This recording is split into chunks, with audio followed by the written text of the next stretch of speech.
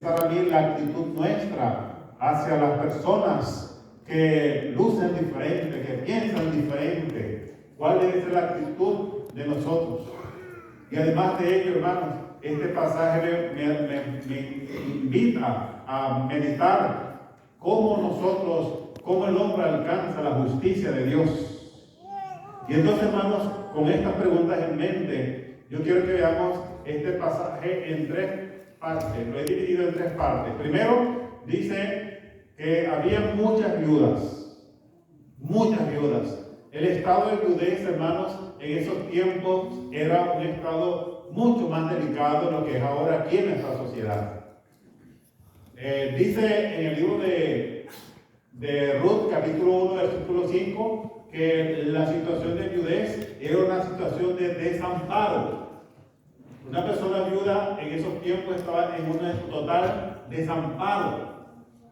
Además, hermanos, ustedes saben lo que dice y cómo en el Nuevo Testamento la iglesia naciente, Santiago 1:27, cuando habla de la religión pura y sin mancha delante de Dios, ¿cuál es? Y entre tantas cosas menciona visitar las viudas en sus tribulaciones. O sea que la vida de una viuda era una vida de desamparo, era una vida de tribulación, era una vida muy difícil en esos tiempos para ellos. Y el profeta Isaías, en el capítulo 1, versículo 17, nos amonesta diciendo: amparad a la viuda. De tal manera, hermanos, que la situación de viudez era muy difícil. Dios se preocupa por la gente en necesidad. De hecho, las leyes de la Biblia están hechas para ayudar al necesitado. Es sorprendente, hermanos, los principios bíblicos que aparecen allí. El libro de Deuteronomio, la ley, capítulo 14, versículo 26.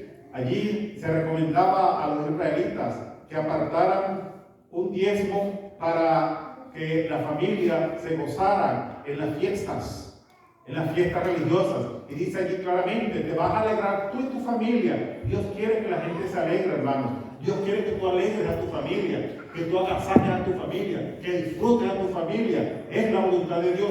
Y en ese texto dice que anualmente se apartaba un diezmo para que tú te gozaras y disfrutaras con tu familia. En el contexto de las fiestas de Israel, que la familia fuera feliz y gozosa por un dinero que ahorró de un diezmo anual que sacaba para ese propósito. También, hermanos, el versículo 29 dice que había un diezmo trienal que se sacaba. Y ese diezmo trienal se sacaba para agasajar al pobre, al que estaba en desventaja. Dice: y tú vas a agasajarlos. En otras palabras, tú te vas a gozar con ellos. Tú vas a invitar a las viudas a la casa a comer. Y vas a hacer fiesta con ellos allí, con los huérfanos, con los extranjeros. Y así, hermanos, estos principios estaban allí escritos para favorecer a los necesitados. También había otro diezmo más, que era el diezmo del santuario, que es el que nosotros conocemos de Malaquías 3:10. Traed todos los diezmos al alfolí y eche alimento en mi casa. Así que estos principios, hermanos, están en la ley. Y yo pregunto, hermanos, en esta mañana, ¿podremos nosotros extraer de esos principios para aplicarlos a hoy, a la vida nuestra? ¿Podremos aplicarlos? Y si no se puede, ¿qué está impidiendo que eso se aplique, hermanos? ¿Qué es lo que está impidiendo? ¿Cómo podemos aplicar esos principios a nosotros hoy? Y la otra pregunta es, hermano, si yo soy pobre, por ser pobre, ¿estoy exento de bendecir y de ayudar? ¿Qué dice la Escritura? Así, hermanos, muchas viudas había en Israel en esos tiempos del profeta Elías, cuando vino esa tremenda calamidad. Dice la palabra de Dios que dejó de llover por 3 años y 6 meses. Una tremenda sequía. ¿Por qué vienen las calamidades? Vienen a veces calamidades a la vida personal de uno, pero también calamidades de la comunidad. ¿Recuerdan cuando hubo los incendios? Una calamidad colectiva. ¿Por qué tienen que pasar cosas así? Y cuando vienen las crisis a la vida personal o a la comunidad, hermanos, ¿dónde están los recursos para poder ayudar? ¿Dónde están los recursos para poder solucionar problemas individuales y de la comunidad? ¿Dónde están esos recursos, hermanos? Y yo quiero que veamos en la palabra de Dios dónde están los recursos. Sabemos nosotros lo que dice la palabra de Dios. En el libro de los Salmos, el capítulo 24, versículo 1, dice: de Jehová es la tierra y su plenitud el mundo y los que en él habitan. El libro de Ageo 2:8 dice el Señor: mía es la plata, mío es el oro, ha dicho Jehová de los ejércitos. Así, hermano, que Dios repetidamente da este mensaje. Dios dice: si yo tuviese hambre, no te lo diría a ti, porque mía es toda la tierra. Nosotros somos, ustedes, decía el Señor, ustedes son peregrinos y advenedizos delante de mí. Así que, ¿quién tiene los recursos? ¿Quién es el dueño de los recursos para enfrentar las crisis personales, para enfrentar las crisis colectivas que nos pueden llegar? ¿Dónde están los recursos? ¿Qué aprendemos entonces de la experiencia de Elías en estas calamidades? Yo observo lo siguiente, hermanos, para que en esta historia podamos contestar estas preguntas. Y me refiero a la historia que está en Primera de Reyes, el capítulo 17. Dice allí la Escritura que con una tremenda sequía, bueno, ¿qué pasaría en nuestra área si no llueve un año? ¿Qué pasaría si no llueve un año? Y si no llueve el segundo año, y 6 meses más sin lluvia, ¿cuál sería el resultado? Y entonces, hermanos, dice la palabra de Dios que el Señor, Él sabe dónde están los recursos. Él le dijo al profeta Elías en esa historia: vete al arroyo Querit, vete al arroyo Querit. Y dice la Escritura que Elías se fue a protegerse y a buscar refugio en el arroyo Querit. Y allí estaba él metiendo agua. Pero, hermanos, duró para siempre el arroyo Querit. Dice la Escritura que después de pocos días el arroyo se secó por la tremenda sequía que había. No tenía Elías la manera como alimentarse. Y en esas circunstancias pasó un milagro. Los cuervos venían en la mañana y por la tarde y le traían pan y carne a Elías. Y Elías fue sustentado de una manera extraordinaria. Pero, hermanos, si ustedes notan algo, Dios, en medio de las crisis, Dios no quita las crisis necesariamente. Tiene su tiempo, van a pasar, pero Dios no las quita. Pero Dios sí se mete en las crisis, se mete en la humanidad en medio de sus problemas que tiene. Iba a haber problemas con el agua, vete al arroyo de Querit.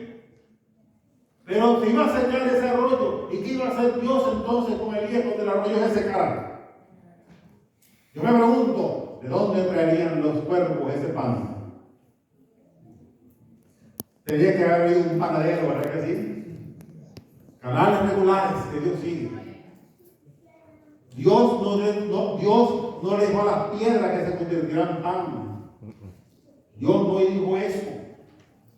El Señor hizo que los cuervos llegaran donde alguien estaba haciendo pan. Y los cuervos agarraron ese pancito, salieron volando y se fueron con un pan que alguien hizo. Y lo llevaron ante Elías. No sé si alguien estaría haciendo un barbecue en algún lugar, ¿verdad? Y sobró alguna fiesta en un sitio, llegaron los cuervos y miraron, agarraron con su piquito el pedazo y se fueron. Y volaron hasta donde el profeta Elías. Y así el Señor lo sustentó. Hermanos, Dios no altera las situaciones. Dios emplea medios regulares para resolver los problemas. Yo recuerdo, hermano, una experiencia. Estamos abriendo una obra nueva en la ciudad de Worcester, Massachusetts. Y estábamos rentando y necesitábamos un lugar donde llevar la nueva congregación. Y se había ahorrado, y la compañía Rumbo tenía ahorrado $470,000 para comprar un lugar para orar. Y vieron un lugar precioso, grande, que lo estaban vendiendo. Lo estaba vendiendo otra denominación religiosa, lo estaban vendiendo, y entonces los hermanos llegaron y hicieron la oferta, $470,000. que era lo que había, con mucho sacrificio, era lo que se tenía. Pero enseguida llegamos con esa oferta, llegó otro grupo y ofreció $600,000. Una segunda oferta. Ahora el dueño tenía que elegir, los dueños tenían que elegir la oferta. ¿Y cuál era la oferta que se iba a agarrar? Lógicamente, ¿cuál era? La junta se reunió de esa denominación para estudiar las dos ofertas. Y cuando terminó la junta, una llamada telefónica, hemos decidido aceptar la oferta de ustedes por $470,000. ¿Se dan cuenta, hermanos? Dios se mete en las juntas.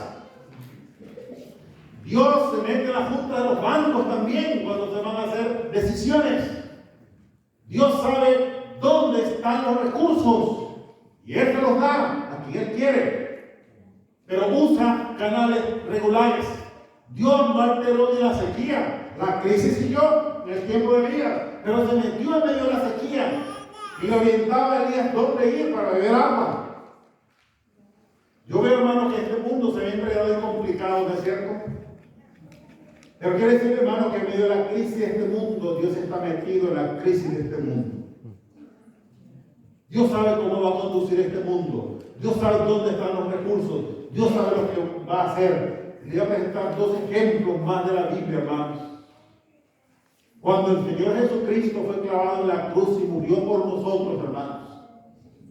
Cuando Él murió por nuestros pecados en esa cruz, para que tú y yo tengamos algún día la esperanza de ver el rostro de Dios, para que tengamos esa esperanza de vida eterna en Él. La profecía decía, Isaías 53:9, se dispuso con los impíos su sepultura, más con los ricos fue su muerte. ¿Cómo se ha cumplido esa profecía? Los discípulos estaban escondidos, asustados, aterrorizados, sin estima propia, no se atrevían a nada, escondidos, avergonzados, frustrados. No tenían ni dinero, porque la bolsa la tenía Judas. Y usted sabe lo que le pasó a Judas. ¿Qué iban a hacer ellos en ese momento? El libro de Marcos, capítulo 15, versículo 43, que un hombre llamado José de Arimatea, un hombre rico, con muchos recursos, con influencia, con autoridad, respetado, se acercó y dice allí la palabra que entró osadamente a donde Pilato. ¿Qué significa entrar osadamente? ¿Quién puede entrar frente al gobernador romano? Sin temor. Dice, entró osadamente ante el gobernador y le pidió el cuerpo del Señor. Dios estaba tocando los corazones. Hermanos, Dios se mete en las crisis. Dios no está orando que el dinero aparezca lloviendo del cielo, pero Dios sabe dónde está, quién lo maneja y dónde se mete y qué corazón va a tocar. Y entonces, hermanos, el dinero que tenía José de Arimatea lo usó y pidió el cuerpo del Señor. Y dice la palabra de Dios, versículo 45, que Pilato, después de haber investigado, le dio el cuerpo del Señor y se puso a Jesús en una tumba de ricos, como para que la profecía se cumpliera, porque Dios hace cumplir su palabra y los recursos Dios los saca. Enseguida apareció Nicodemo con lienzos nuevos y 100 libras de perfume y óleo sin ungüento para darle una sepultura honrosa al Señor. Recursos. Dios sabe dónde están, a dónde enviar, de dónde venir, pero se meten esos canales regulares, hermanos, para que los recursos lleguen, para que su obra y su palabra se cumpla. El ministerio de Cristo fue así también, hermanos. Dejó la carpintería, se fue a predicar el Evangelio. 12 hombres lo seguían, 3 años y medio. ¿Dónde estaban los recursos para que Jesús ejerciera su ministerio? Se distingue especialmente, hermano, del ministerio de unas damas. Lucas capítulo 8, versículo 2 y 3, dice que menciona por nombre damas sobresalientes que dicen que con sus recursos sostenían el ministerio del Señor. Dios, hermanos, tiene los recursos y los tiene distribuidos y depositados en diferentes lugares. Él sabe dónde están. pero se mete en la historia humana, se mete en las calamidades humanas. Si hay un terremoto, Dios se mete en ese terremoto, toca corazones. Si hay una guerra, Dios se mete en esa guerra también, y aquí está el Señor trabajando en esa guerra, en obras de misericordia. Ante cualquier calamidad, Dios no la altera, porque estos son asuntos de este mundo de pecado que tiene que ser así hasta que Cristo venga. Pero Dios se mete allí.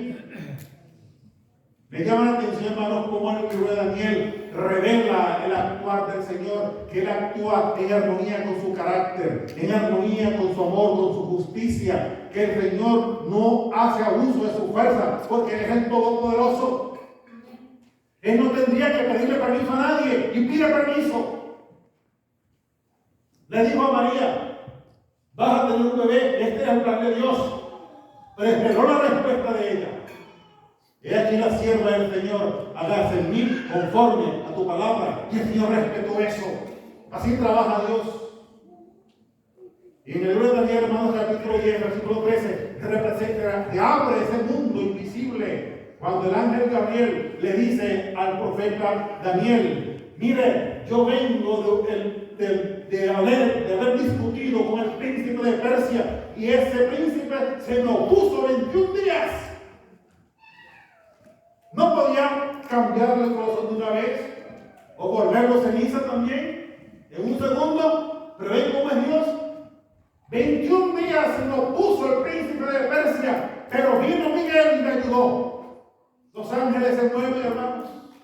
No los vemos, pero están activos en los congresos de las naciones, en las discusiones que se presentan allí, en las crisis de este mundo. Dios no está sordo a eso, ni está indolente a eso, pero Él trabaja por los canales regulares que hay, se mete en medio de la humanidad, se somete al tiempo, al espacio de los seres humanos, y está trabajando Dios y soluciona los problemas en su tiempo. Dice el versículo 20 que dijo allí el ángel: vuelvo otra vez para pelear con el príncipe de Persia. No, hermano, el que tiene todo el poder, ¿por qué tiene que hacer eso? Pero después que termine, entonces vendrá el príncipe de Grecia. Quiere decir, yo le pondré el fin al orgullo, a la opresión de los persas a través de los griegos. Dios trabaja, hermano, y se mete. Y entonces, hermanos, esta situación de los recursos es de igual manera. Dios sabe dónde están los recursos, Dios sabe dónde sacarlos, y en las crisis personales también se experimentan. Yo les pregunto, hermanos, ¿cuántos de ustedes, yo lo he experimentado, hemos necesitado que los cuerpos vengan? Porque no hay nada. Porque se acabaron los recursos. Y cuando no hay los recursos, es necesario de alguna manera, y vienen hablando espiritualmente, de alguna manera vienen los cuervos y ayudan. Dios mandó la ayuda por un canal regular, porque esto es un canal regular. El pan vino de un lado, la carne vino de un lado, pero el Señor la trajo.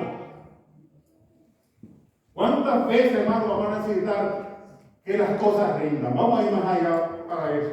Pero, hermanos, miren, dice la palabra de Dios que en esas crisis, en esos problemas, Dios está, y podemos nosotros clamar al Señor porque Él interviene y Él sabe cómo va a resolver la crisis, porque los recursos están. Debe haber un balance, hermano, en la vida de nosotros como cristianos. Dios no quiere el fanatismo, hermanos. Dios quiere que usted tenga una vida balanceada y normal. ¿Quieres tener dinero? ¿Aspiras bien a tener dinero? Pues, hermanos, si tú lo aspiras conforme a los principios de la palabra, bien haces. Es una bendición el dinero en las manos de los hijos de Dios. Pero dice la palabra de Dios en el libro de Proverbios 6:6: mira la hormiga, oh perezoso, considera sus caminos y dice: sabio. Hay que trabajar.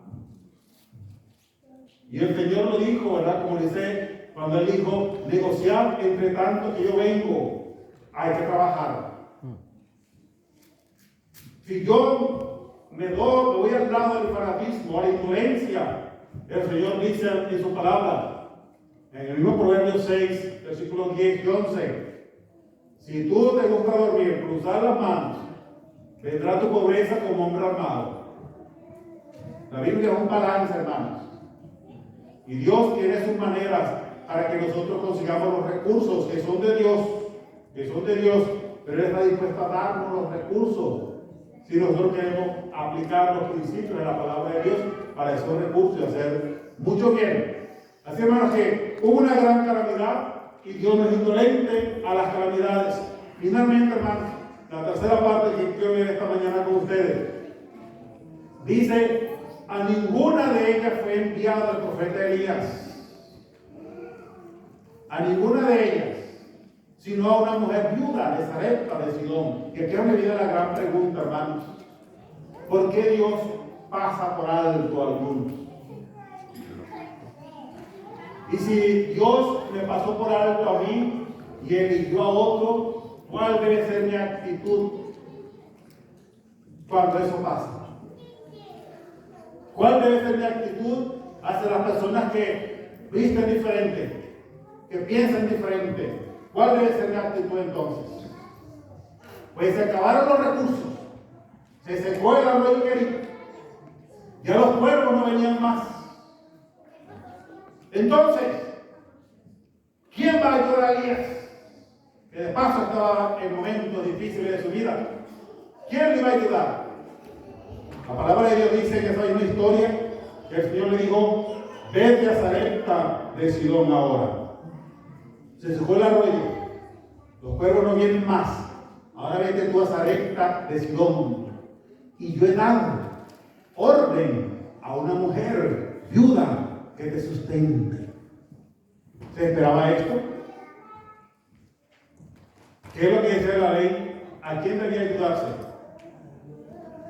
A las viudas, ¿no es cierto? Pero ahora Dios le está diciendo que una viuda lo iba a ayudar a él. Dios permite que vengan crisis y pruebas a la vida, hermanos. ¿Para qué? En el libro de Deuteronomio 8, 2 y 3 hay un pasaje lindo que dice: el Señor, acuérdate que yo te llevé por ese gran desierto estos 40 años para afligirte y para probarte, para saber lo que había dentro de tu corazón, si quieres guardar mis mandamientos o no.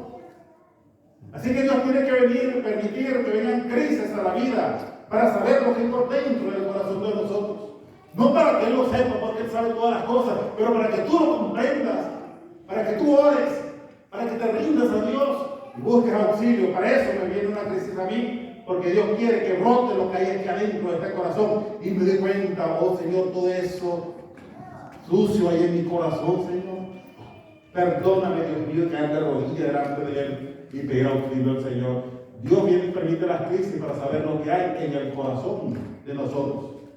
Dice la palabra del Señor, hermano, que Elías fue a ese lugar. Usted puede continuar leyendo la historia ahí en 1 Reyes 17. Cuando llegó a ese pueblo pagano, cruzó la frontera de Israel, dejó la nación santa y se fue entonces a una tierra pagana, en esa costa. Y cuando llegó, se encontró, hermano, con una mujer que recogía leña. Pero el Señor, era la palabra de Dios que lo había mandado. Y era un profeta del Señor, tenía que obedecer la palabra de Dios, que es otro gran desafío, hermanos, que llega a nuestras vidas. Seguiré yo la palabra de Dios, confiaré en la palabra de Dios, creeré yo en la palabra de Dios, aunque parezca contradictorio, aunque no sea popular, aunque sea contra las normas establecidas, creeré yo todavía en la palabra de Dios. Y Elías vio a la pobre mujer y le dijo: mujer, tráeme por favor en un vaso agua para beber. Y el agua era una cosa que estaba escasa. ¿Cuán fácil es, hermano, dar lo poco que se tiene? Cuando somos probados en dar y tenemos poquito, ¿cuán fácil es eso? Pónganse en el caso de ella. Pero la mujer escuchó y algo llegó al corazón de ella, que tuvo compasión, tuvo misericordia de ese sediento, aunque todavía no había llovido. y el agua era escasa, ella fue a buscar el vaso de agua. Y ahora Elías como que con lucha va a pedirle la segunda cosa. Le dice, y por favor también, además, tráeme un pan cocido bajo la ceniza. Tráeme un bocado de pan, por favor. En este caso la viuda se voltea y lo mira. Hermanos, cuando lo que hay es poquito, cuando es un asunto de supervivencia, cuando es el bocado de pan final que tienes para ti y para tu hijo, y se pide algo así. Vive Jehová tu Dios, lo reconoció como israelita. Sabía ya dónde venía. Vive Jehová tu Dios, que ahorita tenía estas dos leñas. Iba a cocer lo último de harina que me queda en la tinaja. Iba a agarrar la última porción de aceite en la vasija para cocer el último bocado de pan para que mi hijo y yo comiéramos y después la muerte. Un argumento suficiente, ¿verdad? Parecería para que Elías se quedara quieto. Pero Elías no iba en su nombre. Dios le había hablado y Dios le había dicho que él le dio orden a esa mujer viuda que lo sustente. ¿Cómo trabaja el Señor, hermano? Pero usando canales normales, regulares. Yo pude haber hecho que saliera un milagro de un pedazo de pan, pero no lo hizo. A veces estamos demasiado esperando milagros. Cuando Dios está trabajando con la gente para que cosas, Dios mueve la creación. Dios no necesitaría ángeles, pero los creó porque ama y les encomienda misiones y los envuelve en la misión a los ángeles. Están aquí en la tierra luchando contra el demonio. Se meten en las naciones. Se pueden presentar en forma humana y hablan. O pueden hablarle a alguien, inspirar para que diga algo en favor de la verdad. Dios puede mover los animales como los cuervos, pero Dios usa los recursos que están presentes, los canales normales de la vida y la existencia humana. Dios se mete de esa manera, así trabaja Él. Y ante el argumento de la viuda se esperaría el silencio de Elías. Daniel, no te preocupes. Cuando Elías le dice, ok, muy bien, haz así como has dicho, pero cocínalo de todas maneras y tráeme a mí primero. ¿Qué prueba, hermanos? Somos probados, hermanos.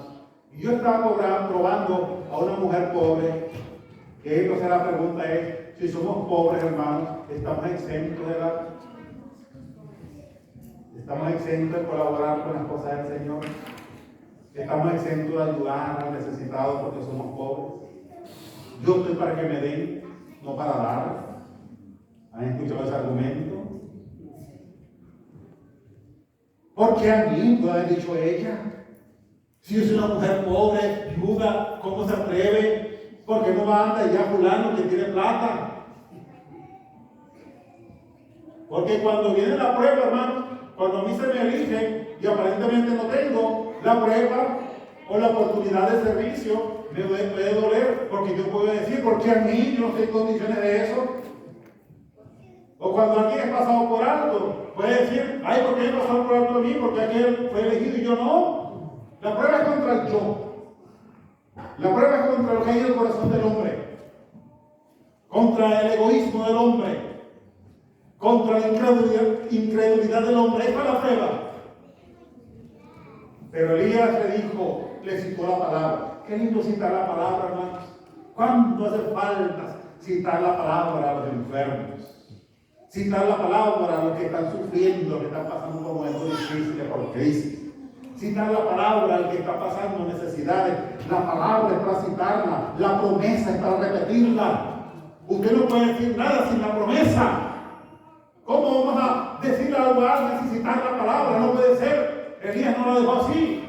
Elías le dijo, porque así dice Jehová, la harina en la tinaja no se va a escasear, ni el aceite en la botija se va a agotar hasta que haga Jehová llover sobre la tierra. ¡Wow! ¡Qué palabra! Y la mujer creyó por fe en la palabra de Jehová. Y fue y preparó. Y el comentario final, hermano, que dice la escritura, qué lindo. Y el aceite en la vasija no se agotó, ni el harina en la tinaja cesó, hasta que Jehová hizo llover sobre la faz de la tierra. ¿Qué les parece como es Dios, hermano? Así trabaja el Señor. Así trabaja nuestro Señor. Mis queridos hermanos, Dios nos está poniendo a nosotros frente a crisis personales, crisis de la comunidad, de la causa del Señor. La obra de Dios tiene necesidades, queremos alcanzar gente, ¿no es cierto?